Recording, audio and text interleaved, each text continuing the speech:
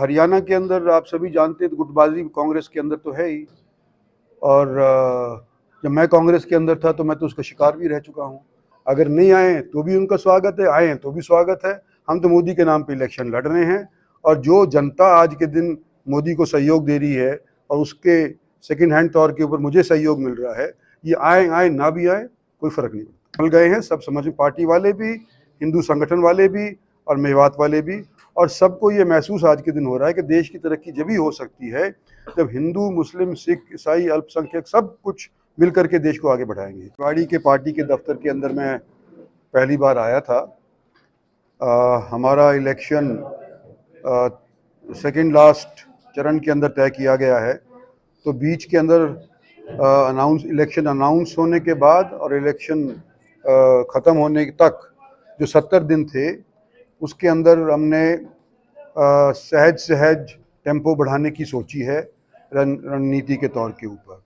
और किसी पार्टी के कैंडिडेट भी अभी तक हमारे सामने नहीं आए हैं, तो अभी तक पूरे तौर के ऊपर प्रचार के अंदर हम नहीं जुटे हैं।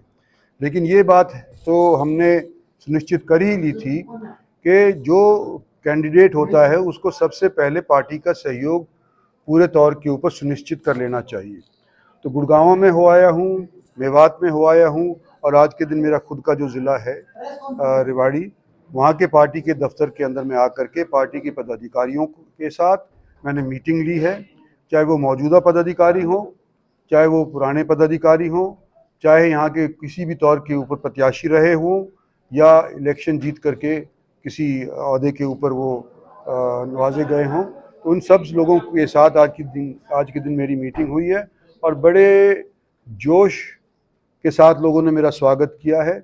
और मुझे लगता है कि जिस तरह से इन लोगों ने, पार्टी वालों ने, सभी ने मिल कर के मोदी जी को प्रधानमंत्री बनाने के लिए सन 19 के अंदर 273 सीट दिलवाई थी देश भर के अंदर, और हमारी 10 की 10 हरियाणा के अंदर सीट दिलवाई थी।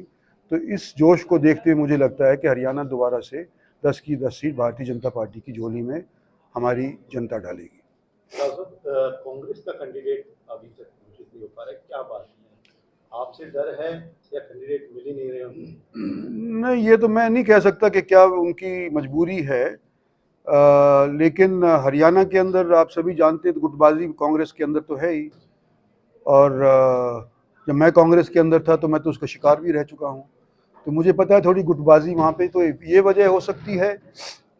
और शायद आपकी बात दूसरी वाली भी दुरुस्त हो सकती है कि इस वक्त माहौल भारतीय जनता पार्टी के पक्ष में इतना अच्छा बना हुआ है कि कैंडिडेट लोकसभा का अगर हारते हैं तो उनको ये भी साथ साथ बहर रह जाता है कि कहीं ऐसा ना हो कि विधानसभा के अंदर भी हमारे को फिर मुक्की खानी पड़े, तो शायद थोड़ा सा कतराते हैं। क्या बीजेपी में गुटबाजी नहीं है और आप उसके शिकार नहीं है? नहीं, बीजेपी के अंदर कोई गुटबाजी नहीं है। बीजेपी के अंदर नेता एक है। पार्टी के कई नेता नहीं, पार्टी के नेता तो देखो ऊपर तक तो पहुंच किसी की भी नहीं है।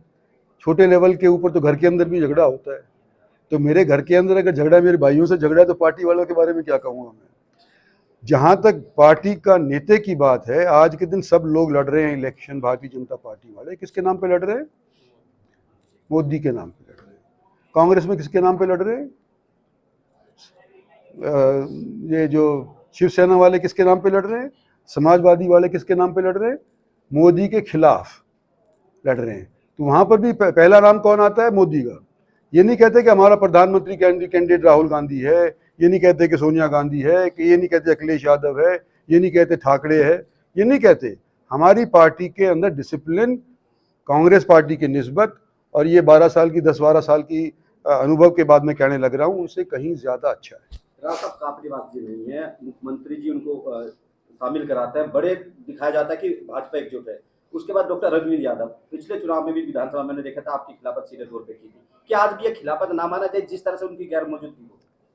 देखो, उनकी गैर मौजूदगी शायद वो सोच रहे हो कि उन्होंने पिछले दिनों के अंदर जो बातें करी थी वो मुझे उस चीज़ का एहसास है, तो शायद अपने आप ही सोच करके वो नहीं आए होंगे।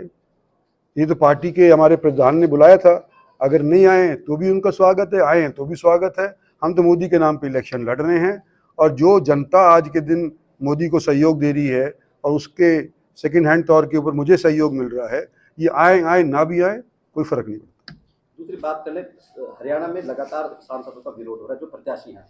आपका हालांकि अभी ऐसा बढ़िया चल रहा है, तो किस तरह से देखते हैं जिस तरह से विरोध हो रहा है, लगातार लोग किसान घुसने नहीं दे रहे, इवन सीएम तक का विरोध हुआ है। देखो किसानों का तो विरोध पिछले 3-4 साल से चल रहा है, कोई नई बात तो है नहीं। और कहाँ तक ये इनकी बात सुनी गई और विवाद ख़त्म किया गया 3 साल पहले या 2 साल पहले, वो आपको भी मालूम है, मुझे भी मालूम है।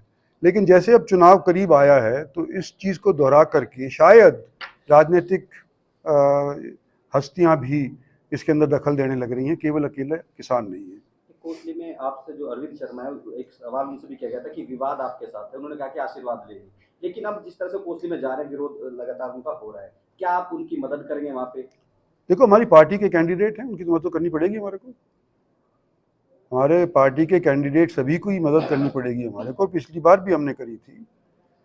तो ये तो है नहीं कि भाई हमारी पार्टी के एक नेता हों और उस नेता का कोई प्यादा हो उसकी मदद ना करें। मैं भी एक प्यादा हूँ और वो भी एक प्यादा है। रेवाड़ी की बात करें, पिछले 5 साल में विकास के नाम पे एक ईंट तक नहीं है। आप भी लगातार 15 साल से आपको जिम्मेदारी दी थी, तमाम विकास कार्य पेंडिंग चले। बस स्टैंड की बात कर रहे, बाईपास आज तक अधूरा है। एक आपने राजनाथ सिंह से वो घोषणा कराई थी कि जो भर्ती उपकेंद्र खोला जाएगा, आज तक उस पर काम नहीं हुआ। तमाम इस तरह के काम है लेकिन काम नहीं हुआ, किसको जिम्मेदार मानता है इसके लिए? देखो जिम्मेदार तो मैं किसी को नहीं ठहरा सकता, लेकिन अगर ये काम जिसके बारे में हमने चर्चा करी थी या जिसके बारे में हमने आश्वासन दिया था, अगर हम रेवाड़ी से हमारा एमएलए हो जाता तो शायद संपन्न हो जाते।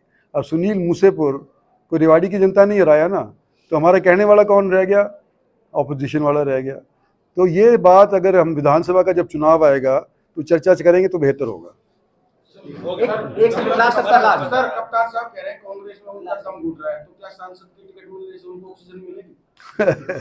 मेरे से आप सबका बहुत बहुत धन्यवाद। सर मेवात से आप लगातार कहते हैं कि अब की बार रिकॉर्ड मत से आप जीतेंगे। मेवात में आप भीड़ भी हमने देखी थी काफी, किस तरह से देखते हैं पूरे चुनाव को? क्योंकि वहां पर उन्होंने ये भी कहा कि जो दंगे हुए थे उसका भी कहीं ना कहीं प्रभाव पड़ेगा, आप क्या देखते हैं इसको? देखो मेवात के अंदर अभी हमने सिर्फ पार्टी के वर्कर्स की मीटिंग करी थी, जलसे नहीं करे थे। वर्कर्स मीटिंग में भी आप खुद कह रहे हैं कि इतनी ज़्यादा उपस्थिति थी लोगों की, तो वहाँ का माहौल बदला हुआ है आज के दिन। और मैं समझता हूँ कि जो